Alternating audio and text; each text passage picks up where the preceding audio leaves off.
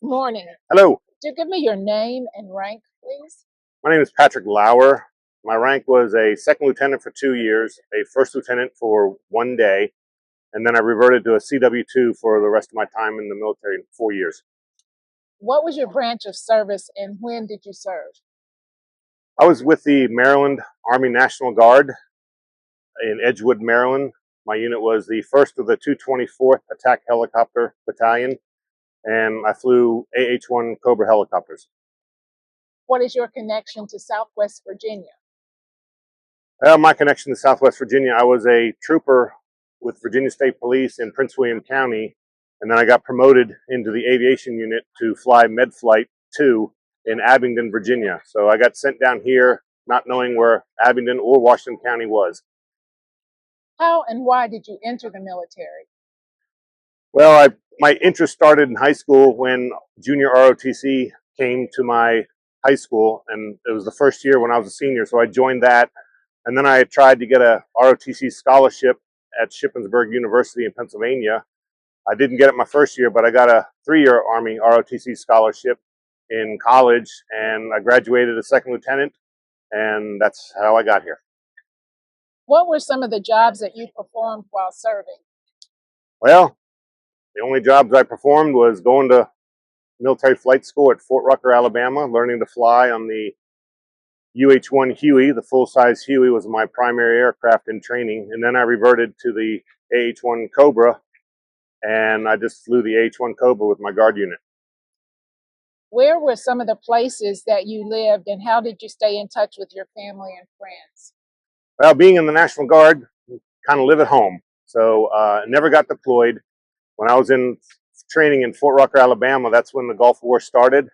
And if the Gulf War went on for another 2 weeks, my guard unit was going to be activated, but it was kind of a short war. So never got activated, just did all my time. All my time was peacetime flying around the flatlands of Maryland in a Cobra. Share a memorable experience from your military service. It can be serious or lighthearted. Well, this one time, the pilot in command, Paul Sheehan, and I were flying a Cobra. I was in the front seat, he was in the back seat.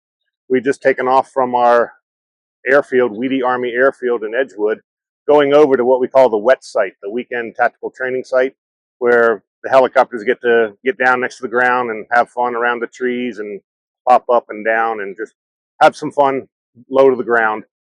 I was flying in the front seat, and you can't see the backseat pilot except for a small mirror. I can see basically his helmet. And I was flying, and the Paul in the back seat, he said, he called the Weedy Army Airfield, said, we're going to switch to the wet site frequency. Well, the wet site frequency was the FM radio, and that's right in front of my knee. So I took my hand off the collective, quickly turned the channel to the wet site frequency, and the guy in the back seat says, I have the controls. You go ahead and change the frequency. So I took my hands off the controls, which wasn't really the way it's supposed to be done. And I said, I already changed the frequency. He said, oh, okay.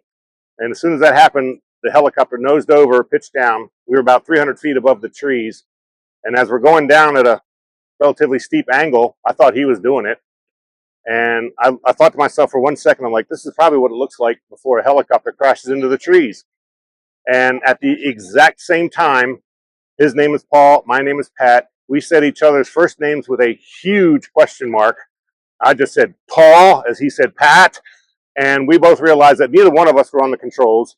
So I put my hands on the controls, and those controls just smacked in my hand because the pilot in the back pulled back really hard, and we leveled out about 50 feet above the trees. Another Cobra that was next to us thought we were just doing a simulated gun run on the enemy, and they said, did y'all get him? And we just said, yeah, we got him.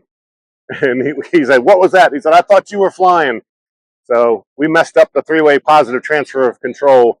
And every time we flew from that day on, we always made an effort to remember, three-way positive transfer of control. Got it. So finally, what message would you like to pass on to the next generation about military service? I'd say join the military, even if it's just for 4 years. The experience you get, the discipline that you learn, And then for the most part, the lifetime respect as you go through life. And I'll be honest, I probably made more money with Lowe's discounts than I ever made in the military.